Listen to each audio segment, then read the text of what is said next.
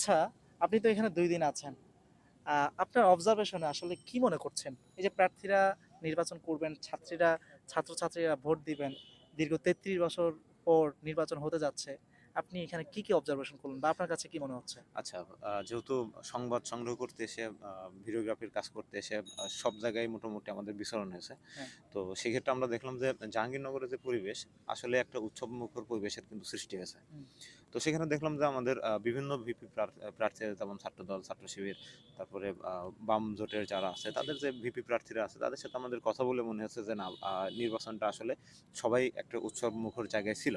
জি, কিন্তু হঠাৎ করে মাঝে একটা ঘটনা ঘটলো যে আপনার একটা ভিপি প্রার্থীর প্রার্থিতা বাতিল হয়ে গেল। হ্যাঁ, কারণ এটা নিয়ে হাইকোর্টে আজকেই মনে হয় নিউজ প্রচার হয়েছিল যে নির্বাচন স্থগিত করার জন্য রিট করা হয়েছে। জি, পরবর্তীতে ক্লারিফিকেশন আমরা পেলাম যে আসলে বিষয়টা তা না, নির্বাচন স্থগিত করার জন্য রিট করা হয় নাই।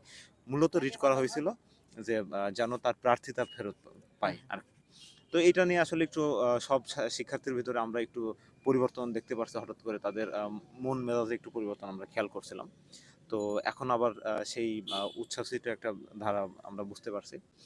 এখানে কেউ আবার কোনো ভিপি প্রার্থী আমাদের কাছে এইটুকু অভিযোগ নিয়ে আসছিলেন, এর আগে অভিযোগ করছিলেন যে ছাত্রলীগ যারা আছে তারা বিভিন্ন প্যানেলে এসে নির্বাচন করছে, এই কথা পর্যন্ত আমাদের কানে আসছে। আচ্ছা, আচ্ছা, আবার এর ব্যতিক্রমও দেখা গেছে, আমরা দেখছি যে একই প্রার্থী, জিএস প্রার্থী, ২ জিএস প্রার্থী তারা ভোটে চরম প্রতিদ্বন্দ্বিতা করছে।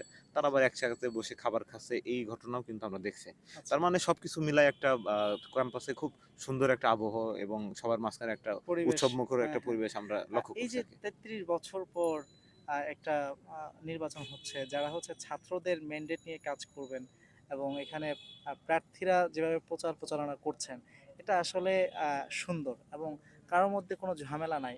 এই যে কিন্তু কিছু প্রার্থী, নারী প্রার্থীরা যারা জুলাই থেকে সামনে থেকে হুম, আন্দোলন করেছেন, নেতৃত্ব দিয়েছেন, হুম। তারা আবার এখানে আ অনেকেই আছেন প্রার্থী হিসেবে দাঁড়িয়েছেন। রাইট, এইটা আপনি আপনি কিন্তু যেহেতু নারী প্রার্থীদের দিকটা দেখছিলেন, হ্যাঁ, হ্যাঁ, আপনি হচ্ছে একটা কথা আমাকে একটু বলেন তো, আপনার অবজারভেশন কি বলে? এই যে সাইবার বুলিং নিয়ে বিভিন্ন কথা হচ্ছে। হ্যাঁ, হ্যাঁ। তো এই সাইবার বুলিংটা আসলেই কি হচ্ছে?